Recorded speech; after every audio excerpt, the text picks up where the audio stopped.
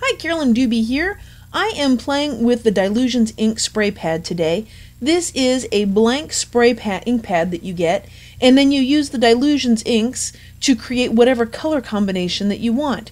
So this is perfect for me because nobody ever has the exact color combinations I want, so now I can make my own. And this was the first time I've used it, obviously by how perfectly white it was, so I'm showing you how I inked it up.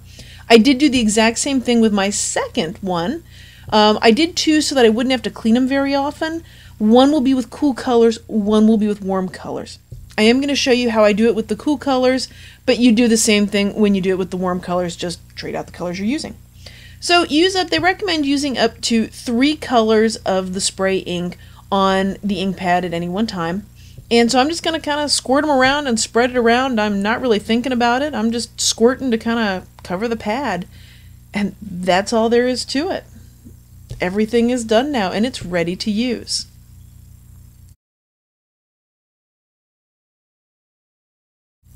So here are my 2 ink pads that I've made. It's been probably 2-3 days since I inked them up that first time that you saw in the video right before this. And that's what my blue and green one looks like a couple of days later. Well, I wondered if it still had any life left in it to stamp. So I'm just going to grab a rubber stamp and I'm going to see if it can actually, oh, it does. It still has enough in it to give me an image. So that's pretty nice considering this isn't airtight, and nor do they say that it's airtight. So I kind of wondered how long it would last, and there's still a little bit of ink in there. Probably would add some more to it. It's feeling, I mean, it is a little bit dry. I'd add more to it, but still surprised there's that much there, still ready to go. So one of the things they also said is you don't have to buy more than one, because if you're willing to wash it out, you can keep using the same one with all sorts of different colors. Well, this was one I wanted to test that.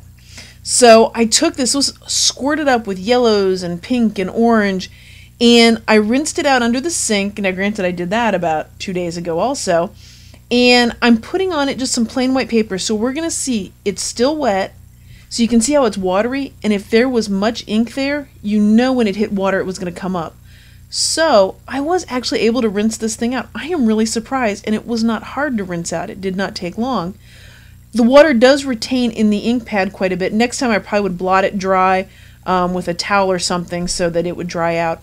But now what I'm going to do is just add some more colors to it to use. And I'm just going to go back in with the same colors I had before. But it really doesn't matter if I could do other ones because it's a completely clean pad now. Granted, it's no longer perfectly pristine white when I clean it, but it works perfectly. I'm really amazed by this. I have to admit, this is kind of cool.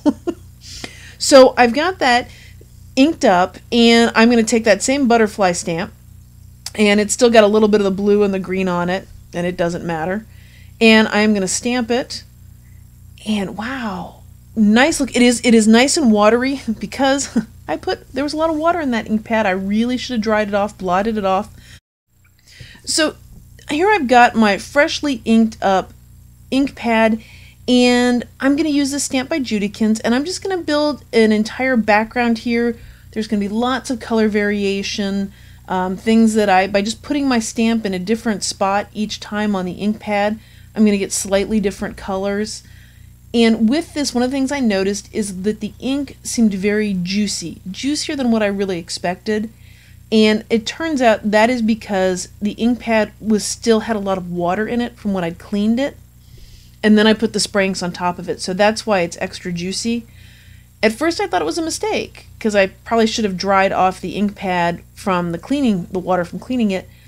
But I really like the look of this, so I'm just going to call it an oops and say, hey, this turned out pretty well. Love this background. Love it. So remember this butterfly I stamped a little bit earlier? What I am doing is using a water pen with my 2-3 day old inking on that pad and just putting some color around it to give it a slightly different look. I love that you can get several colors at once. I used to just squirt the Dylusion spray out and then do it, but now I don't even have to do that, so I can just keep, and I love the way this looked. Oh, so I had to rip it out, and all of a sudden it pretty much sparked an art journal page. So I'm gonna go make one of those with it. Love it when I get that inspiration from something And that butterfly is the complete reason for this art journal page. I am going to go with some script here. This is a stamp by Dina Wakley. Absolutely love this. One of my favorite stamps. And I don't clean my stamps. I know, shocker. So I may get a little ink transferring over like right there from something else, and I just say it adds to it. I don't want to spend any time cleaning things. So anyway, quick background that way. So now what I've got, you can see a piece of paper that I put between the pages. That is to protect from some overspray with the ink, because I usually do have overspray. And then I'm just going to hit this stencil by Michelle Ward from over at Stencil Girl Products with some orange and some yellow to get some pattern there. And I really like the contrast between those two patterns here and how it's going to work with the butterfly. So I've got the butterfly there, and here's the thing though. I needed more color on it, so out comes the water pen again and the other Dylusions Spray Ink Pad. And the nice thing about this is I can just get a little bit of color. I can make it as soft or as bright as I want. Transfer that over. It used to be I used to squirt the ink out on plastic and then do it that way, but not anymore. So it's kind of nice to have it all there with the ink pad. So I wanted to put some text with it, so I went and grabbed this little book of words by Tim Holtz, and there was a giant oops here. And an oops is simply an outstanding opportunity presenting suddenly. And it's usually one that I don't want at first, but then I realize it's just an oops. I was looking for a certain word. I know it's on there. I've seen it. I'm looking and looking for it. But in the process of that, I actually found a word I liked better than the one I was after.